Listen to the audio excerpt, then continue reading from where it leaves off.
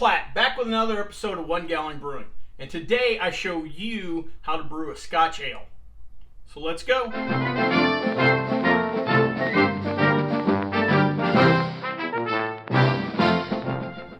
So I'm really excited today about this particular beer. If you're a regular viewer of the channel, you know I love the bigger, maltier style beers. Fall time, perfect to brew these up, and the Scotch Ale is one of the great malt forward beers out there. Think of like a standard kind of pub style ale, but really kind of ramped up. Scotch ales can range a fairly wide variety of ABV, anywhere from session style beers in the 3s all the way up to 8 or 9 or more what they call a wee heavy style.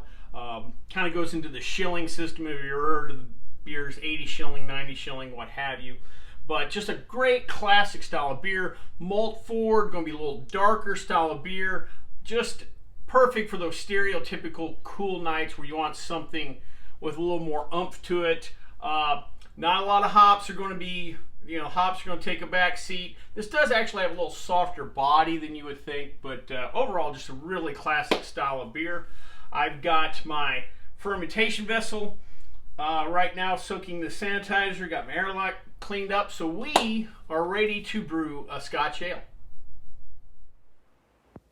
Alright gang, the first thing I did is I brought 9 quarts of water up to 165 degrees. Now 9 quarts of water seems like a lot for 1 gallon batch. We did, I believe on the Pale Ale, did the same thing, and our ABV came out a little bit low. This particular beer though has such a bigger grain bill. We're adding basically about an extra pound of Pale Malt compared to a lot of recipes, and that's going to absorb a lot of that volume. So we have 9 quarts in at 165 degrees, and I'm just going to start to put in the grain. We're doing brew in the bag again. Again, this is probably the easiest way to do all grain brews, is brew in the bag. You want to stir while the grains go in. You want to avoid dough balls for sure. Let me go ahead and get all this grain in. Yeah, see, that's a lot of our grain. We're going to have to, a little more than we normally been using. Let me make sure I get all that goodness out. I'm going to stir this all in, then I'm going to put the lid in, and we're going to hold it around 156 degrees for 1 hour. Then we'll come back to drain or pull the grain bag out. Alright gang, so it's been 1 hour, so it's going to be time to remove our grains. And this, once again, is one of the great reasons for the brew in the bag, because we're just going to lift our bag out slowly. We're going to let that drain for a little bit. We'll come in with a colander that luckily fits our brew pot. This is just really handy. We're going to let this drain for the next maybe minute or so, and then we'll come back, crank the heat back on, and start our boil. Alright gang, so I take what our wort was left over after draining the grains, and I brought it up to a boil. We've just started the boil. One thing I noticed quickly, it seems like I got a little more volume than I was really hoping for. I thought the grain would absorb more of that. That being said, we're still going to go ahead. We'll just be a little more aggressive with the boil, which means, maybe turn it up from 7 to 8 or whatever on your stovetop, whatever, but get a little more aggressive with the boil. That should boil off some of this volume. So at the start of the boil, we're going to add our first hop addition. This is 0.3 ounces of East Kent Golding. As I've told you guys before, be careful in adding the hops. You want to, as you can see, you start to get a little bubble up. You want to avoid any kind of boil over. You definitely don't want to walk too far away from a boiling wort. Definitely be on top of that. Alright, so got that hop addition in, and we're going to come back in 30 minutes to do our next hop addition. Alright gang, we're 30 minutes into the boil. Time for our second and last hop addition. We're adding another 0.3 ounces of East Kent Golding hops.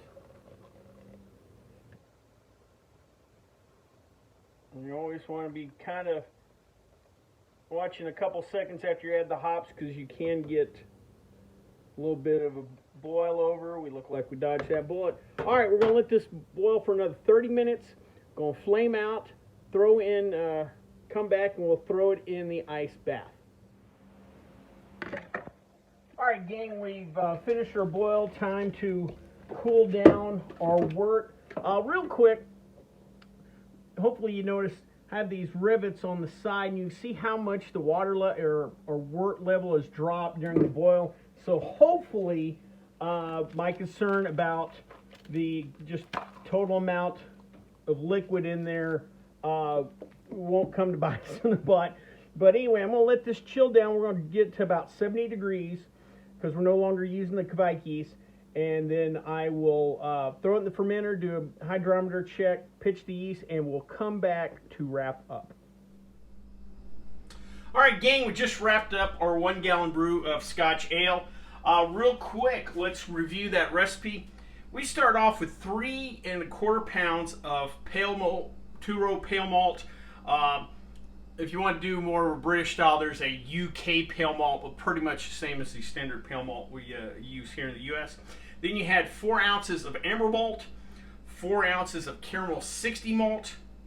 We had 2 hop additions, 0.3 ounces of East Kent Golding at 60 minutes at the start of the boil, and then another 0.3 ounces of East Kent Golding at 30 minutes.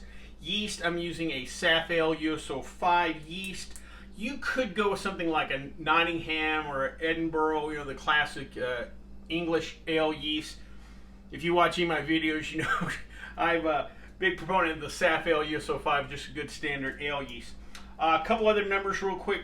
We started off with 9 quarts pre-boil, and we'll talk about that in a sec. This recipe I got from a source called Beer Crafter, just not ER, just R.com, and I've used their recipes before, but this is the second time I've used the recipe. Their pale ale where I used 9 quarts of water. I don't know if there's an issue or not, but anyway, we had 9 quarts of water. We raised that to 165. Added our grains, let it mash at 156 for an hour. Then we did our 60-minute boil. Our projected original gravity was 1086. Our projected final gravity at 1026, and our projected ABV 7.9. Now our actual original gravity came in at 10.078, so we were a little low. That being said, a final gravity at 1026 seems a little high, so if we get down to the 10 teens, we're probably still going to be high 7 ABV, so we'll see how that fleshes out. You know, again, I try to get a little more aggressive with the boil, and we aren't too far off number-wise, but again, I think it's called beercrafter.com. If you try some of the recipes, notice the water volume is all I've got to say. So, from here, we're going to let it do its thing. Primary 2 weeks, secondary 2 weeks, bottle. And in this recipe, they said bottle condition, I think, for 2 weeks instead of the kind of standard week. So we're looking about 6 weeks out for this particular beer. Well, I hope you enjoyed this video. If you did, please subscribe down below. Also, please like the video because it lets YouTube know we're putting up good content. If you have any questions, comments, concerns, or beers that you'd like me to brew, please leave me in the comment section, or you can always contact me on the Twitter page. Till next time, bottoms up.